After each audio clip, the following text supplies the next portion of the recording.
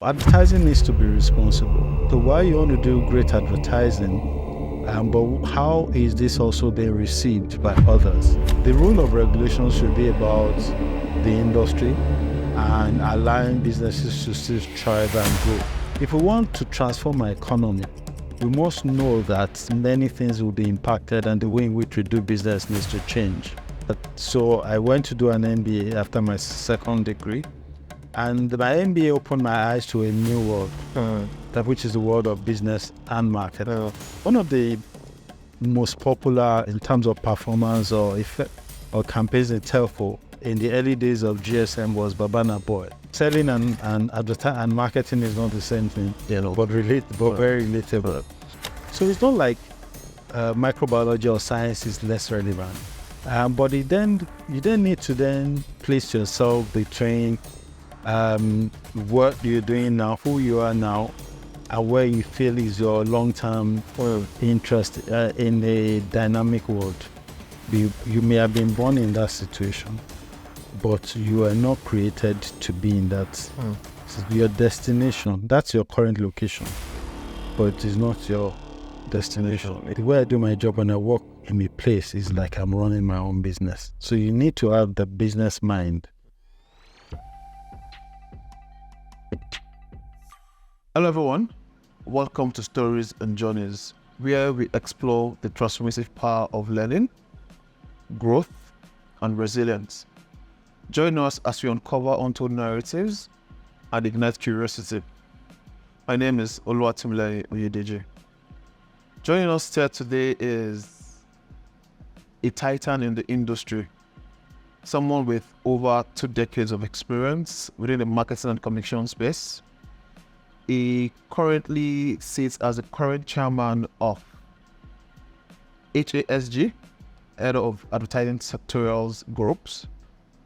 He is currently the president of MEPAN, and he currently sits as the chairman as well for International Advertisers Association, and he is the managing director, CEO for Brand Eye.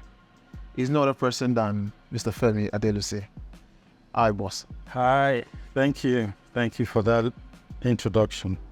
And as you did that, I was just reflecting. Oh, wow, it's gone so quickly. Yeah. Not too much has changed in the industry, but the year's gone so quickly. But I think we're what is happening or what is happening in the last 5 years, is a lot more exciting than what has happened in those 2 decades, really. So, but I'm happy to be here. Thank you. Thank you so much for coming. I'm super excited, and I'm sure that there's so much to learn, from you, and I just can't wait to just get into it. I do hope I can share some useful experiences. Absolutely. So, you currently sit as the CEO and managing director of Brand Eye, a reputable agency within the space, working on various, subcategories and sectors in the industry. What has that been like for you, and also juggling that with obviously the art you wear with MEPAN, IAA, and HASG? What's that been like for you? Thank you. It's been an interesting journey, but it's also challenged in different dimensions as well. Yeah. First of all, I think I'll say that when you consider the aspirations or the expectations where you plan running your own business versus the reality of it, sometimes is a 2 separate world, but of course quite interesting. And sometimes also when I reflect at, so we've run a business for like 12 years now. And so sometimes when you also reflect on what you think you'd have achieved in a decade, right? Plus, many times you also feel like, oh wow, I thought I would be more, done much further, But of course, every day one needs to be grateful for what has been done. But I think the most recent challenge is balancing running your own business and also still being able to add value to industry-related issues, because again, it's the time that you have to put to the best use, and sometimes the demand of the various responsibilities also therefore takes on the time you would have loved to put in your own business. But I consider it still a privilege to be able to serve on an industry basis and also still be able to run my own business as well. But striking that balance so that nothing suffers, it can be very interesting. Yeah. What's your day like? I mean, because there's so much responsibilities, looking at clients you deal with, they want to request as almost immediately as possible. The industry, what's the day like? Yeah, it's quite interesting. I think I have the unique advantage of the fact that to a large extent, most of the time my family is not here. Oh, okay. So sometimes I see it as an advantage, even though you also lose a big part of being with family. But the advantage that gives is then you can put in more hours than you probably would on a typical day or week. But a typical day, the way I plan my week is what I try to do is to devote special or specific days for specific part of the projects or the responsibilities that I had. So for example, if there's a MIPAN event happening today, you realize that from the day before and even the whole of that, the leading to the start and end of that event, so much has to be about that event. Whether it's got to do with the guest speaker or panelist or the content of the meeting or the subject of the agenda, or timelines or travel plan, so you realize that sometimes it just takes a whole day. And then when it's important to put work as priority, then I also like to approach it that way. So what I try to do is to devote specific days to specific responsibilities. But of course, there are times when even in the course of a particular day, you might need to do both. But the way I like to plan it is to so when I schedule my program, I try to so when I have a MIPAN event, I just say, okay, this day and the day before or the whole of this day, I'm devoting it to this project, because then it allows you to plan your before, your execution and your post, because again, whether it's a meeting or an event, there are always post-event responsibilities and things you need to do. So I like to just close it out and then push it to, for example, if it's something you need to delegate to someone or to allocate, or to form a team to do, in execution.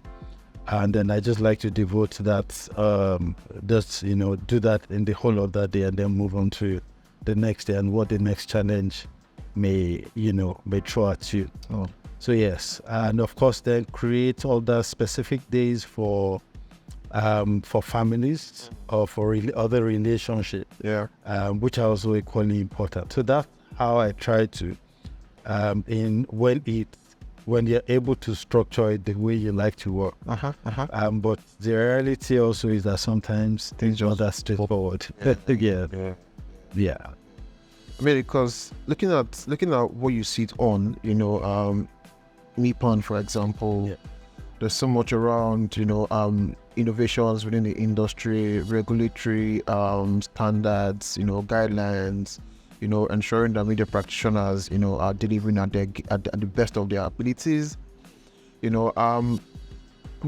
all of those responsibilities, and obviously juggling that with the business, currently within the space, what would you say the challenges are, within the ecosystem, and what solutions will you think, maybe in the short term or long term, would come in and in solving those challenges or problems? It's a good question. Let me start with the industry from a regulatory standpoint.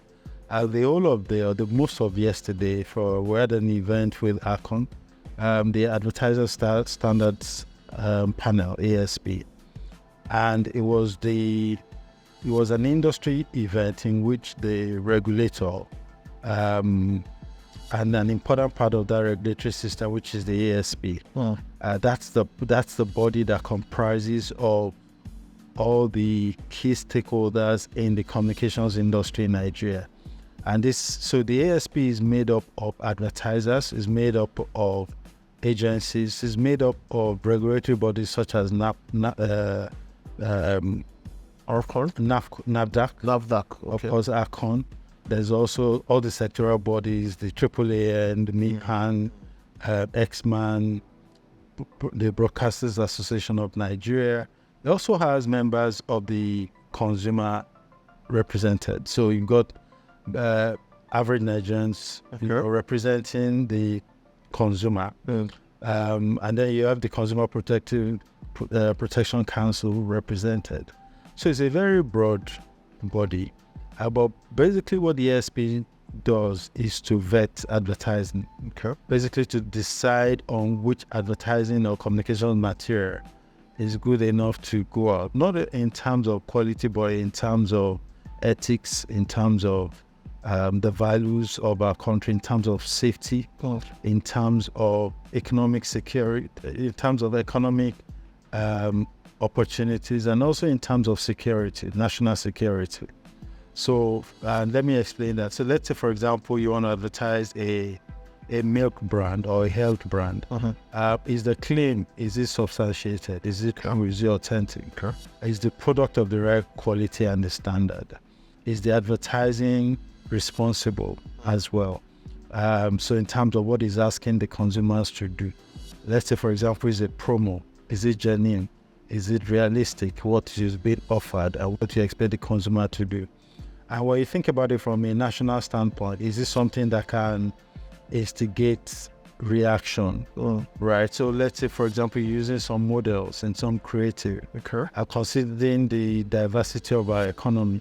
Is this something that you can expose in certain parts of the country and will not lead into a riot or negative reaction? And so on and so forth. So that's the complexity. So there's religion, there's culture. There's also the values of Nigeria and the things that from a legal standpoint, from a constitutional standpoint as to what is allowed.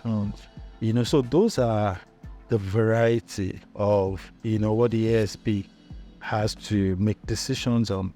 And when you benchmark that with the need for advertising or communications material to be released timely in line with a strategy or a plan, and you have this diverse body who need to look at it, and still then, so you benchmark that with a digital world where the advertiser want everything to happen almost immediately, and then these decisions still need to go through this process.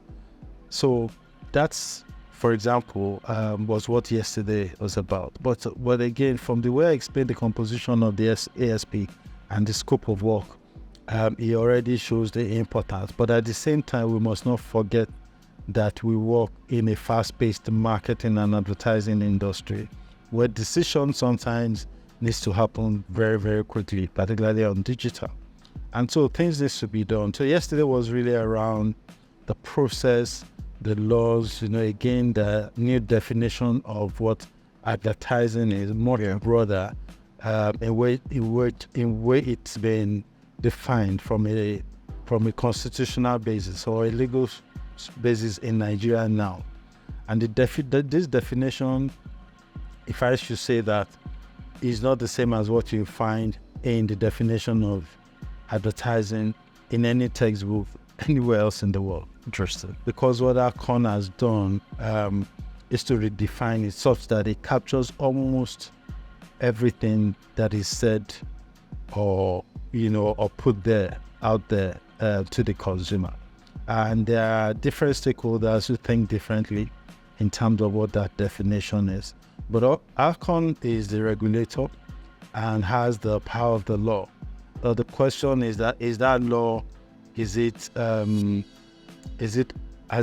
overtly been given the power such that it limits what can be done, or is it appropriate? Again, so sometimes this are subject to different perspectives depending on where you sit. But so what Akon did yesterday was to try to explain why this has to be, and then for the advertiser then needs to begin to look at this to say, okay, how does this impact on the way I plan my work and timelines and stuff like that. So that is one very topical subject in the marketing industry in Nigeria today. And let me say, okay, so for me, from an industry standpoint, the implications of the new law, the regulation, and the need for us to still do advertising and marketing in a timely and effective way, therefore put us all in a very challenging situation at the moment. But one of the conclusions from that meeting is, while you still continue to engage the regulator, which is okay, but we still need to execute or carry out our business within the confines of the law, while we try to see how the law could possibly be adapted or tweaked in such that it does not strangulate businesses. I think we've got a regulatory sector that is open, but we need to also have the professional sector, the advertising or marketing sector that is also listening and engaging, such that we all can arrive at a situation that is win-win from a national standpoint and from an industry and marketing standpoint as well. Beautiful. So while you were speaking, something came to mind, so you spoke about the regulators and so-called professionals. So I'm assuming that professionals will fall under the bucket of MIPAN, correct? AAA and X-Man, the ADVAN, which is the Advertisers Association of Nigeria, the brand owners and the brand custodians themselves, who to a large extent everybody work for, because they own the brand, they are the clients, and MIPAN and X-Man and AAA and Bond and everybody else is in business because of the advertiser and the brand. So while we're doing our job, we must remember that our primary assignment is how to grow brands, how to make the brand grow on the short and the long-term basis.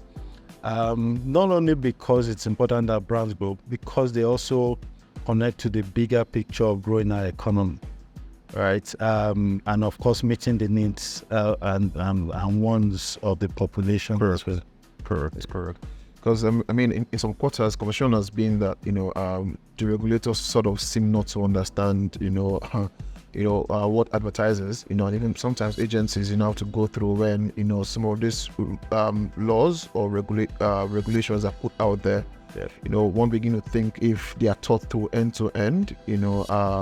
When it comes to the digital space, it seems like that space is suffering. With all of those regulations, and we hope that in the nearest future, we can meet at the center and sort of, find a way to work things out. Absolutely. I think there are a few of those laws or processes that does not enable the optimization of what the digital platform offers.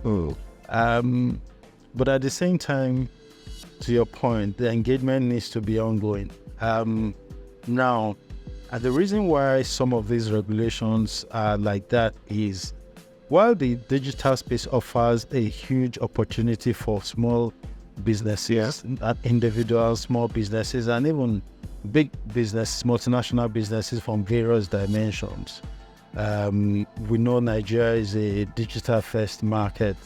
We understand the youthful segment. We understand the penetration of mobile. We understand the efficiency and effectiveness of the channel, the variety and the creativity that the channel offers, and the fact that digital is the future. We understand the role of emerging technologies in that space, but that opportunity is huge and very, very significant.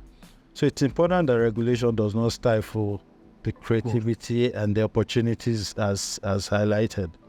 But at the same time, there's also the importance to make sure that it does not put us in trouble. And let me give you a few examples. So there's been cases where, as Akon will tell you, there's so many products that are being advertised online that do not have any form of approval. Health products making claims that are not substantiated. There are, it almost reminds you of those days where you go to the open market and there's a baba that is telling you this drug will kill all. Yeah, or maybe in the mall way. Exactly, in public transport, and they sell and make all forms of claim, which are sometimes not only false but injurious and leading to death. And so advertising needs to be responsible. And so that's one. So there's a health sometimes implications. Sometimes there are also political implications. There are sometimes also security implications. So let's say you say something that a religion, there's been a lot of pushback on Easter campaign as an example. Correct. Where the crown or the blood of Jesus is being, I won't mention brand, have been used. Yeah. And even we have a huge Muslim population as well. And there's a particular creative by a financial institution that was seen as very offensive to people in the north. Now, those materials were created at the best of intentions. Yeah. But we are in a very diverse economy, and level of education and even sensitivity and cultural values differs sometimes from, one region to the other, or even sometimes it's also a subject of belief system.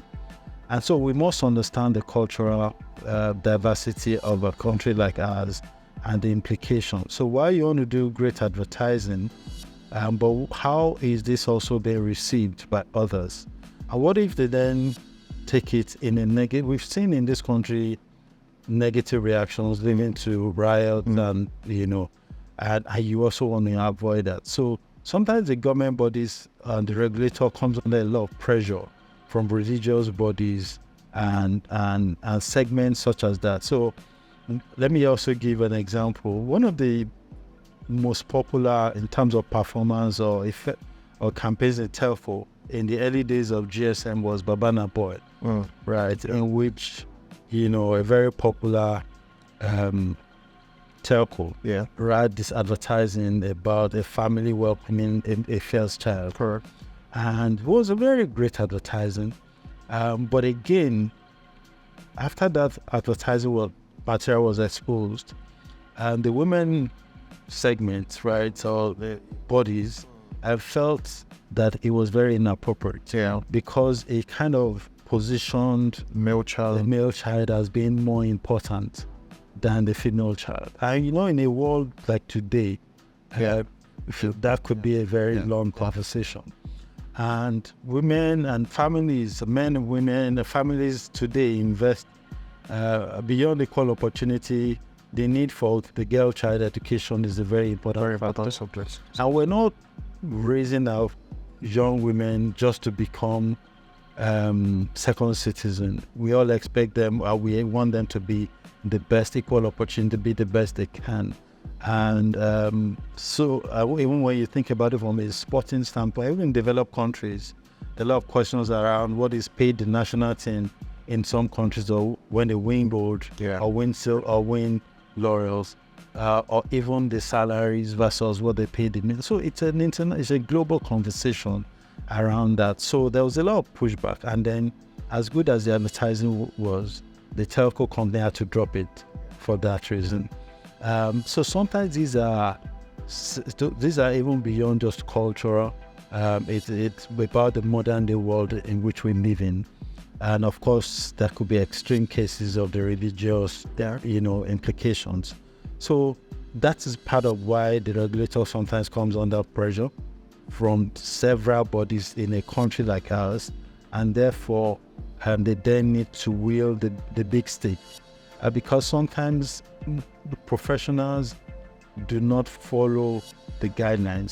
So in Nigeria, we've had over 50 years about advertising code and regulation, but sometimes we don't have the discipline of abiding by the advertising code and the ethics and values of advertising. Sometimes the urgency and the need for creativity and innovation kind of pushes those, values to the side, and that's where the conflict happened. So there's therefore the need for balance between creativity, the need to leverage technology and digital space, and also still being mindful about the environment in which we live in.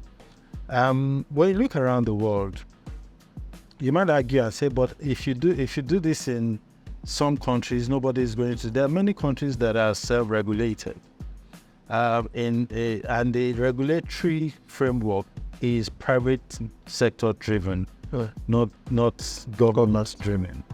And sometimes it is marketing and advertising enjoy a better space and opportunity in those markets because there's a lot. So, for example, if you say something that the population find offensive or negative, the way they will respond in their purchase decisions, in their comments on social media alone will tell you the need for you to drop or withdraw the advertising. In fact, the performance of your stock in the market, Correct. right, within 48 hours can begin to... There's a popular footballer who, in a soft drink segment, and so this, I won't mention the brand name, were arranged in front of him, and he had a particular preference, and so his choice, right, even though it was subtle, but was picked up by the media. There's another situation where an alcoholic beverage brand was put in front of another popular football star, and then he pushed it aside because he is not into, he doesn't consume alcoholic beverage. And again, that led to significant, and sometimes these things hit, the numbers in Wall Street. Yeah. And so there are big implications for everything that happens in the marketing space. So in those civilized countries, in the developed countries, sometimes you don't need a government to tell you what to do. The consumers are so sophisticated and educated, and they will react spontaneously, and you will know what you need to do. Now, there are other countries where the government is much more involved on even everything. There are countries in the Middle East where even movies that you can show in the cinema needs to be approved. In fact, there are countries where cinemas were not allowed before. A very, very popular country. But today they are gradually opening up and allowing that to happen for other reasons. Because again, there is need for, I need to be careful, or the choice of word here, but there is need for change. Let me just keep it that way. But the point I'm trying to make is that there are different laws in different countries and different markets. There are countries like as popular as the UAE is in terms of a travel destination, for example. You can't use the WhatsApp message. You can't use the WhatsApp app at all. And in Nigeria, WhatsApp is a huge, very big. It's very big for us. And you wonder sometimes why, how. But that's the country, that is the law. You just need to live by it, right? And so Nigeria is a regulated country. And regulation is in the hand of government because of the diversity and the sensitivity that I spoke about earlier on. So it cannot be as free, right, as we would have loved it to be, right? So we then need to understand and get copies of the handbook, participate in industry sessions, engage the stakeholders, engage the regulator as often as possible from a professional standpoint, so that we can make adjustments and give and takes. And more importantly, we do the right things and put in mind the sensitivity of our, so that we can reduce the conflicts. And I think self-regulation to a large extent puts us in a better position to negotiate, and also gives us a better opportunity to bring creativity to life than when we then do extreme things that then raise the standards of regulations or raise the scrutiny of government and then limit us. So if you look at the alcohol segment, for example, let me also say About 20 years ago, tobacco advertising was allowed in Nigeria. Tobacco advertising is still allowed in many developed countries, even till today. Of course, the sodium warnings and all of the warnings might be 3/4 of the size of the pack. Yeah. And very vocal in the advertising, but you can. So the choice is left to the consumer. Despite all these warnings, you still want to go ahead, right? Nigeria, many years ago, allowed that as well. But there were strict guidelines as to what you could do and could not do. So, for example, you can't place a tobacco advert near a school, near a church, near a mosque, near so many regulations. But with continuous flouting, the standards, the regulations were raised till it became you can't even do anything. So today you can't advertise. Okay, now tobacco, therefore, is now in a dark market. Alcohol segment also has come on increasing watch in Nigeria. Today you can. It only says TV, you can only advertise from 10 p.m. Yeah. Radio from 8 p.m. Watershed. All we need to do is make sure we abide by the guideline. So we don't raise or, again, billboard, not near school, not near churches, and stuff like that. Responsible advertising. And the message also has now when sometimes the creative agency or the client sometimes are working together, we like to see how can we go around the law. Okay. And the thing about the law is that there is what they call the letters of the law and the principle or the intentions of the law. Now you might be compliant from a letters of the law perspective. But so if it says you can't put a billboard 200 meters from a school, and then you put your billboard 21 or 22 meters from the school, and it is a huge billboard, and you now want to say, but it is within. The question is, what is the rationale? 200 meters, yes, you are in line with the distance, but the footfall of students going and coming, is that a right place to be, even if it's 30 meters? So sometimes we need to balance that and think about this as to what is the intention of the law. You want to prevent advertising to young people. So sometimes we just need to be more responsible to say, and then all the smart practices or clever practices, and we should try to avoid them. Even though we're trying to be, we want to achieve our marketing goals and objectives, we understand that.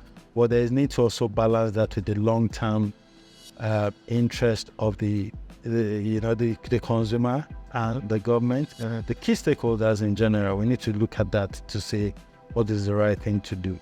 And I'm saying that because I'm coming to digitals. Because in digital, we need to understand that this could also begin to apply.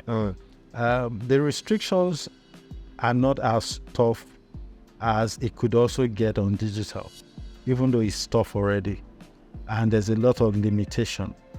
But we need to abide as much as possible and collaborate and part of the conversation. So, and be part of developing what we think the digital guidelines should be, rather than trying to push back and and flout some of these guidelines.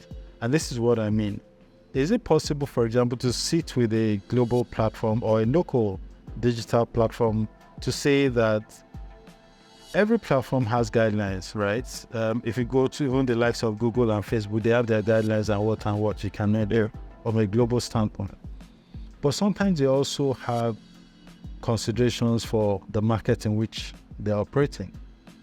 So we could also look at that to say, in an environment such as this, are there some guidelines that are unique to our country that sometimes can be added or layered on this where possible, without eroding what the company's values and standards are? So what I'm trying to say is that there is sometimes need for engagement and considerations for the market in which you're doing business. to see what is applicable here, even if we don't think it is, if we think it's limiting in terms of the opportunity it offers our consumers and users, but where are the areas where we could engage government, and what are the areas where we can take on additional guidelines to help, so that the long-term interest of all parties are protected. I think that's the approach I would encourage in how the regulator is engaged. I also want to encourage the regulators as well. I think it's important to continue to, because the rule of regulation should be about the industry and allowing businesses to still thrive and grow. So an everyday process should be dialogue and continuous engagement. It's important that that is seen as the right way to go, not that, but I I told you about this thing. No, before the laws are developed, can we be part of the development process? And our views come at that point. And sometimes when the regulator does that, we should take advantage of those opportunities. So there are different guidelines in, for example, the ISOP document, the advertising industry, the standard operating principle of booklets, right, which was published, I think, 2 years ago. But before that document was released, there were various industry fora in which views and opinions were sought as to how, this what is important to all the key sectors in developing that. And that's how regulation process needs to be. It has to bring key stakeholders onto the table, as this should be the standard way in which regulation is done, and not the other way where the ministry or parastatal does and then calls to push. I think, again, the approach, it's important. So we must admit and credit the regulator when this is done. And we must take advantage of this opportunity when being invited to participate. I think the best way is to engage and collaborate, rather than trying to fight when the document is now been released or has gone through the National Assembly and signed into law. Okay. But that said, we know also that the law is not always perfect. But they will say to you that ignorance of the law is never an excuse. So we get that.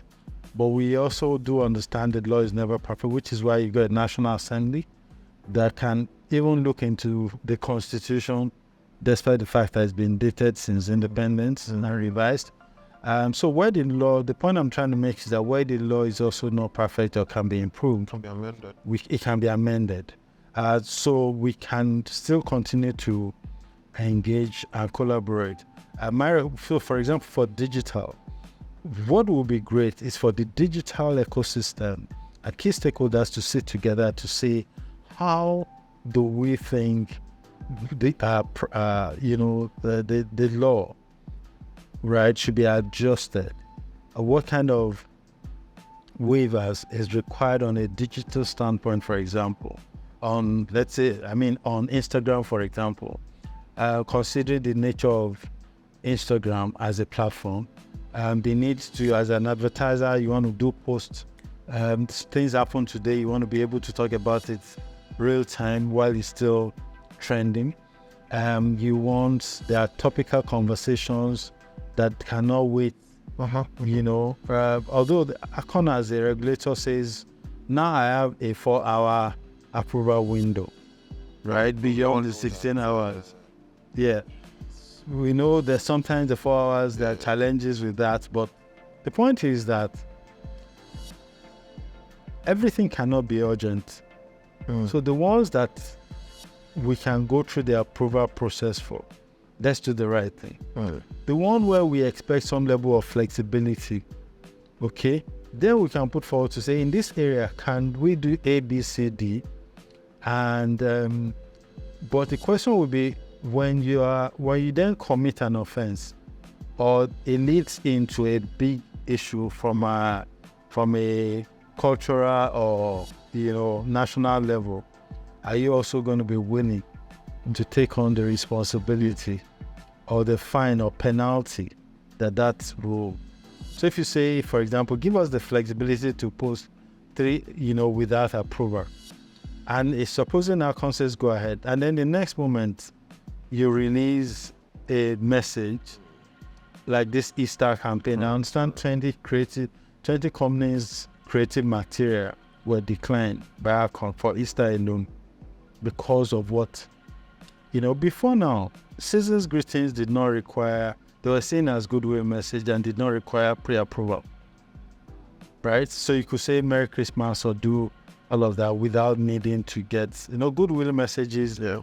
But so the way in the creativity that we bring into it, and then it begins to talk about, I'm trying to avoid some recent,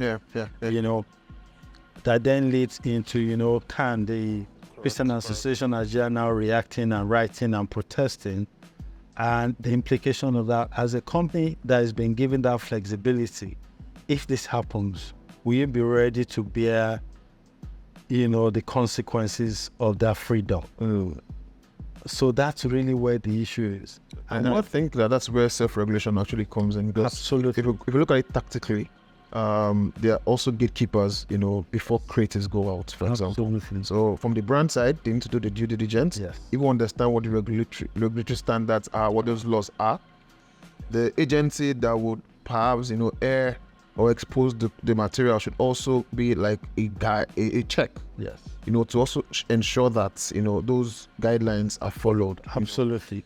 Okay. Absolutely. Which is really, and then sometimes, and there's also the debate around if it's my own site, like my website or my Instagram page, I should have the freedom to say and do what I want. After all, it's my own. But don't forget that your website is not seen by only you. Yeah. And whatever you put there can be screenshot and then before you know it, even though it's on your website, it's gone viral or it's gone. True. So that's where the challenge is, that even if the freedom is extended to a channel, the way the omni-channel nature of marketing today, everything can get anywhere very quickly. Correct. Even from your chat with your friend, right? And then it can become, next moment you're like, this was just a conversation on a social media group of 50 people. Now it's gone national. Yeah. Right. So that's the way. That's the challenge that the regulator faces. And to your point, self-regulation is therefore important. And that's part of why even ensuring that some of our members have ACON regulation certification or have gone to the school, right? So you can understand the law better, right? In addition to all your global digital certification is important. It's not because of just relevance of the segment. It's just because it might be important in protecting you as a professional and the company or organization that you're trying to build on the long run. So you don't want such little situations to then put a dent on your corporate or your personal achievements. So that's really is the challenge. But self-regulation will be important. So briefing your agency with enough time, giving them time to review the creative, to present options to you, listening to them when there are concerns as to the risk, and then checking that with the guideline. I think it's very important so you can avoid some of these challenges. Yeah, I mean, I think I agree with you on that front. I mean, it's a conversation that needs to happen.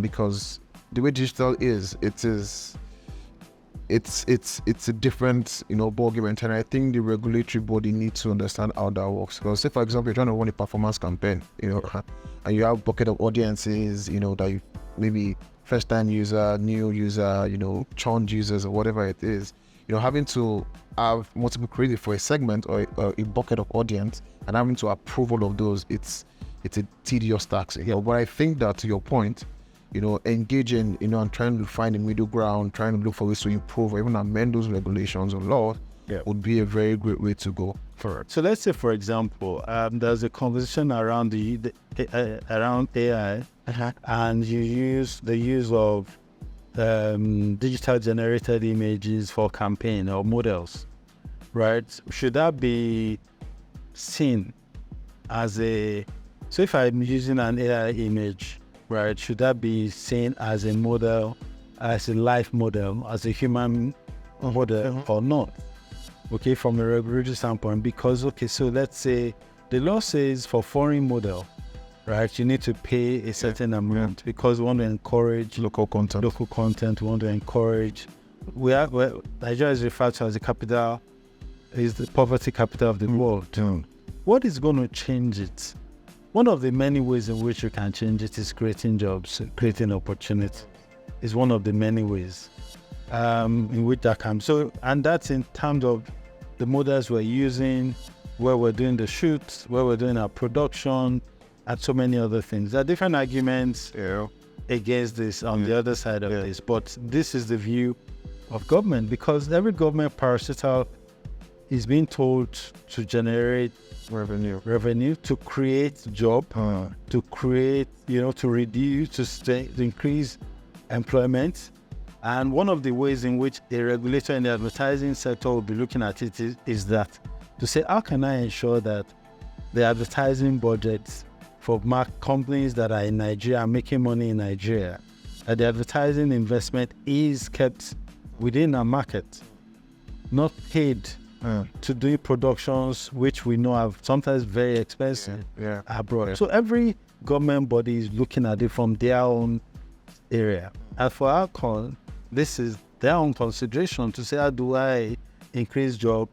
How do I grow the GDP of the advertising contribution from currently, which is less than 1%? If we want to have more relevance and more audience with government and be in positions to advise government, I need to have an economic contribution that is obvious, like like the banks have, like other sectors have. That's how you get your voice with government and relevance. Okay? For that to happen, then we must be able to say this is number of employment or employees, direct and indirect, this is how much you're contributing to GDP. This is the multiplier effect of the advertising investment in Nigeria. And, because government is looking at advertising and they say South Africa, there is what population compared to Nigeria? We say we are the first economy in Nigeria from a GDP standpoint, but from an advertising standpoint, we are not in top 10. So what is going on, right? So every government body is trying today to be much more, again, productive. They also now have KRAs and KPIs, unlike before. So it's not going to be government as usual. We have professionals and all like yourselves coming into government. Look at the digital economy, look at all of that. So if we want to transform our economy, we must know that many things will be impacted and the way in which we do business needs to change. Beautiful. Okay. So one of it is, so this is sometimes what is informing some of these laws and regulations. And then we must then therefore take advantage of them if it's already signed into law. And to say, how can I just take advantage of these opportunities? Sweet. Thank you so much for sharing that. You made a point earlier. You said the last 5 years out of 25 years seems to be looking good. Did you want to share some of those with us? Yeah, it's been very challenging, and also I see more opportunities on a general basis. Again, 25 years and 5 years now, the digital ecosystem didn't exist when I joined this industry. The dynamism and the information access, the creativity, the opportunities that technology offers you, the knowledge that you have, the consumer knowledge and access today. There's just so much that has changed today. And when you look at even the ecosystem, digital space alone, right, you can no longer box it, and it's gone beyond the days of just outdoor and advertising or billboard, TV, radio. And we can see the trend on digital. So that put forward a learning challenge for us to continue to develop and to take advantage of technology in everyday advertising and marketing.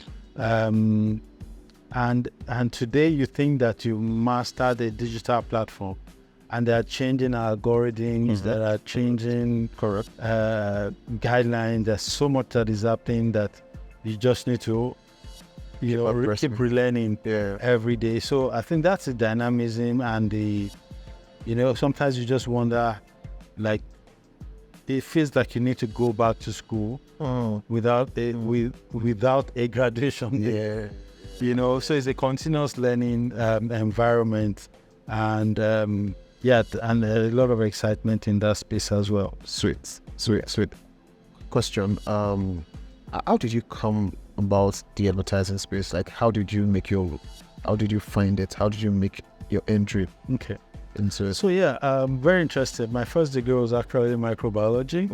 Second degree microbiology, and I was going to I collected a PhD form. Microbiology, because I was in the university environment. My mom was a teacher. I grew up with my mom, and come from a state where education is very key. But then I realized that it's not just about learning and just getting degrees. It's also about relevance and and what you want to do with that in a changing world. And so I then therefore decided it was time to explore new opportunities. So I went to do an MBA after my second degree, and my MBA opened my eyes to a new world, which is the world of business and marketing. And that was the beginning of my pivot into, because I also loved, funny enough, I love microbiology. Really? I was working in a lab. We're doing research on various things. Oil pollution in the Niger Delta, environmental impact assessment, and the implications on the economy, on lifestyle, on people's everyday life, and the green energy and climate change. So I loved microbiology. So it was just not so it's still relevant in terms of the world today. COVID, we know the implication of COVID, and of course we know the role of science in everyday living. So it's not like microbiology or science is less relevant, but you then need to then place yourself between what you're doing now, who you are now, and where you feel is your long-term interest in a dynamic world. So it's just in looking at that it made me realize that I think on a long-term basis, I like to be more in a business and commercial in part of the of the ecosystem, and therefore I started to read more around marketing and business, and then did courses. I probably must have done nothing less than 20 different courses. Went to Lagos Business School, different training and development in that, both local and internationally, in making sure that I was ready, even in that journey as well. But in terms of the practical steps, from microbiology, I then went into selling, but this time selling chemical. Chemical is a science, right? And your knowledge of microbiology and chemistry and biology make you a better salesman when it comes to chemical products. But that was just almost like the bridge between moving from the science into sales, and of course from sales into advertising, which is very close. Selling and marketing is not the same thing, but very relatable. And so that's the migration into the marketing world.